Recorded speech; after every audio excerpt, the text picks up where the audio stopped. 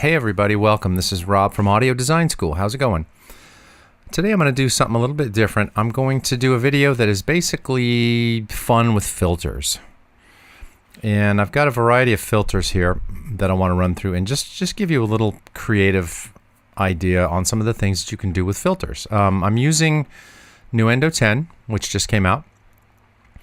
And I'm going to throw a couple of different filters on here just to show you the kinds of things that they do. Now there's a lot more that they can do. There's a lot more that they can do than what I'm going to show you, but I'm just going to give you just a quick rundown on the various filters that come with Nuendo and Cubase. I'm assuming that these all come with Cubase as well.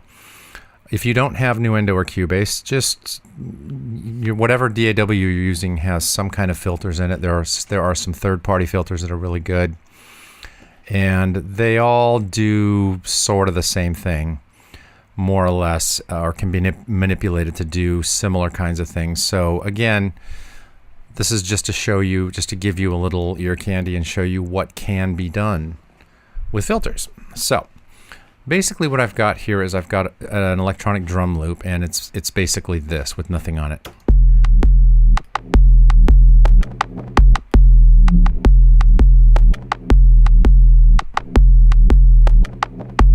Okay, so that's it.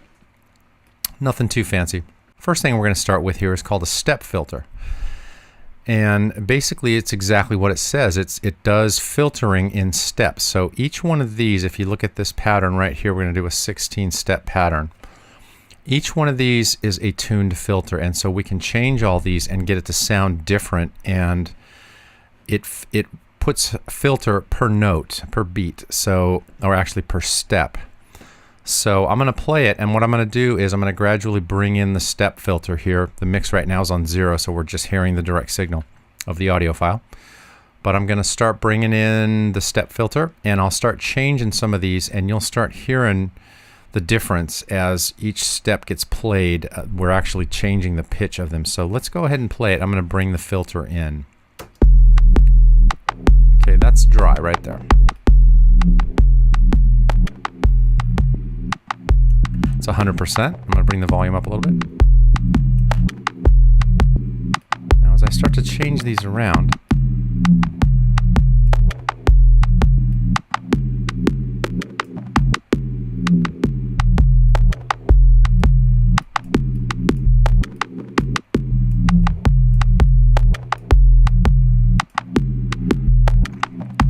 okay, again, let me bypass it and play it.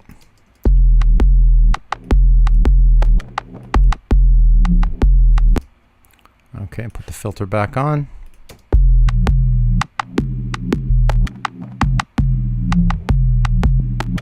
Now if we change the rate of the filter, it'll start to move faster, as you'll hear.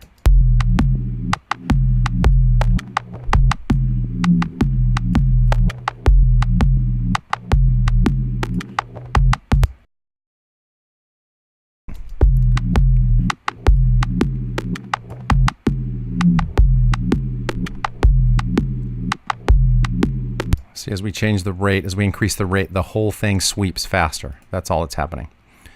I like it on quarter notes myself, but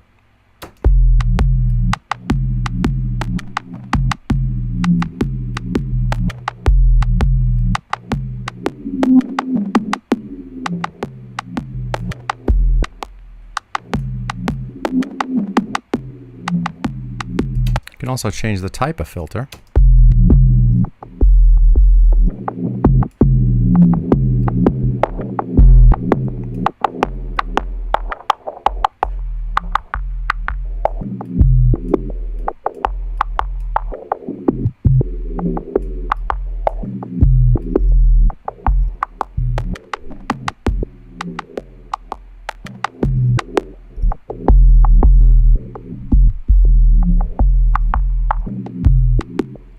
And another thing you can do is you can actually automate this. So if we wanted to run an entire loop of this, for example, we can automate, make changes with the automation and actually have it play back in real time. So let me try that real quick. I'm just going to sweep through it kind of like I was doing and run through one pass, and I'll show you what that does.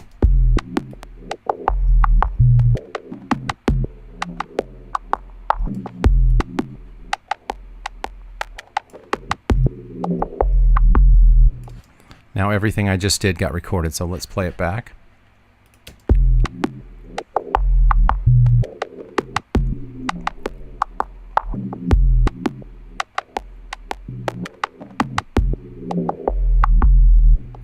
Okay, so you can kind of hear how that could be a lot of fun.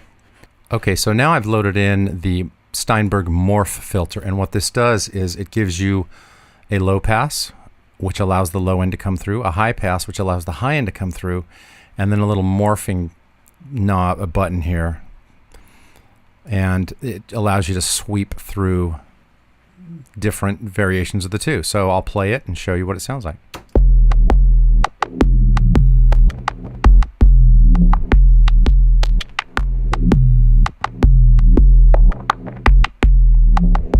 Okay, and again, if we wanted to automate that, we could just run it and record what we're doing here. So let's try that.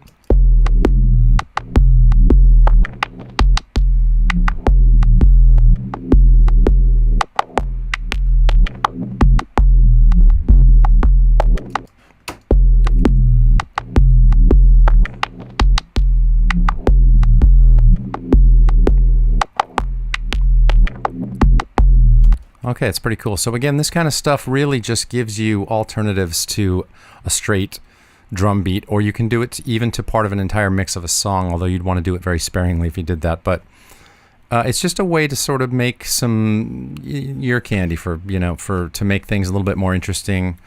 I tend to use this pretty sparingly, and I've done mixes where I have it at the very beginning or at the end, where it kind of morphs in and morphs out with a low pass or a high pass or both, and it can be a lot of fun. So let's go ahead and move on to another one. This one is called a post filter, and I'm going to throw this in here, and I'm going to remove the Morph filter. Okay, so let's play this, and we'll move these buttons. It's a low pass right there, high pass here, low pass here. So let's go ahead and do this. This is just a simple sweep. Turn the notch on, and so we can really do some interesting things with these little notches right here. So let me first play it bypassed. Again, just a little bit. Okay, it recorded that volume change. Okay, anyway, you know what it sounds like. Let me go ahead and start experimenting with using this notch now, and I'll show you what it does. It adds some real interesting tonality to it if you hit the right spot.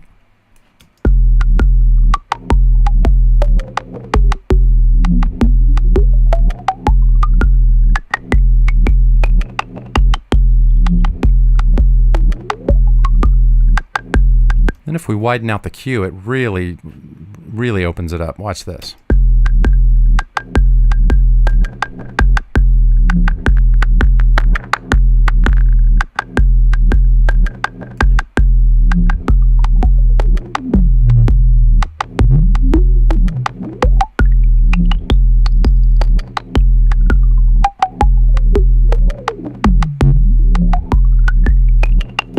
So these are just experimental things. They're a lot of fun to do. Let me throw one last thing I'm going to throw in is the dual filter.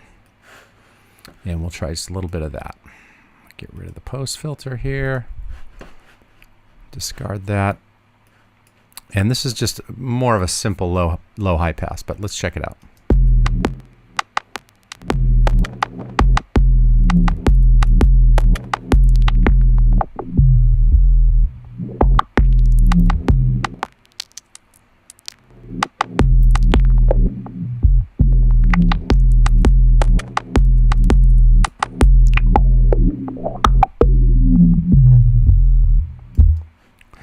It has some of the same effects as the post filter, but it's just a little simpler, and it's just got the single notch in it. So anyway, this can be used on keyboard tracks, can be used on anything, like I said, entire mixes even, sparingly. But just a little fun with filters. There's a lot more of them. There's a lot more different types of things they can do. I really like the step filter a lot. I think that's a really interesting way to almost make a new beat out of something that you've already got.